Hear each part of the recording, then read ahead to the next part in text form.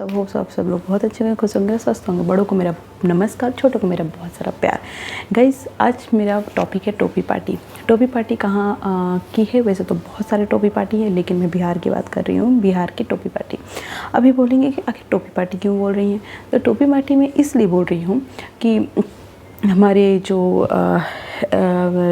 बिहार के सीएम हैं नीतीश कुमार और तेजस्वी यादव, लालू यादव की फैमिली पूरी, आरजेडी सुप्रीमो लालू यादव हो गए, उनके बेटे हो गए तेजस्वी यादव हो गए, उसके अलावा तेज प्रताप। तो ये सब जो हैं, उनको अगर कोई इफ्तार में बुलाता है, कोई अपने मुस्लिम अपने कोई फंक्शन में बुलाते हैं, तो दौड़े भागे चले आते हैं और ये बोलते हैं कि हम बात कर रहे हैं एकता की।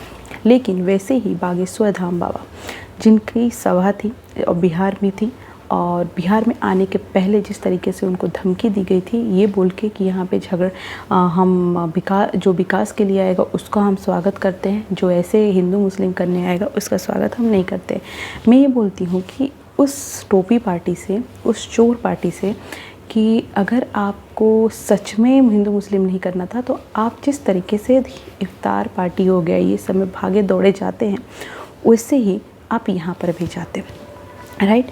अगर कोई मुस्लिम अपने धर्म से रिलेटेड कुछ बोलता हो या फिर कोई कुछ पार्टी करता हो, बुलाता हो, तो आपको लगेगा कि नहीं, हम नहीं जाएंगे। तो हमारे जो सेक्युलरिज्म एक थॉट लेकर के चल रहे हैं, वो उस पर क्या बोल सकते हैं, आँच आएगी, तो आप दौड़े भागे जाते हैं। लेकिन अगर यहीं पे उनके आने के पहले जिस तरीके से धमकी दी गई थी कि उनको आने नहीं देंगे, ये सारी चीज़ें, तो वो बिहार की जनता ने उनके टोपी पार्टी पे, चोर पार्टी पे खींच के तमाचा मारा। कैसे तमाचा मारा?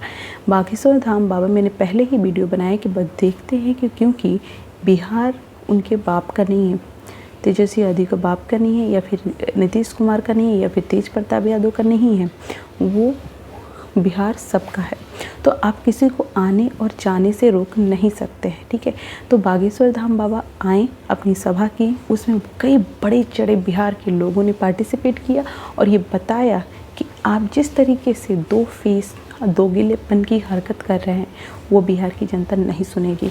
और आने वाले दिनों में जिस तरीके से देखिएगा, आने वाले दिनों में जिस तरीके से इस चोर चपाट और टोपी पार्टी लोगों की हालत होने वाली है, वो आने वाले दिनों में बिहार की जनता देगी। मैं हाथ जोड़ के रिक्वेस्ट करती हूँ कि प्लीज़ बिहार की जनता जाओ। जिस तरीके से ये धोखाधड़ी कर रहे हैं, जिस तरीके से बिहार अभी भी वैसा ही है जैसे कई साल पीछे था, उस स्टेज पे नहीं आया है, क्योंकि ये लोग अपनी जेब भर रहे हैं।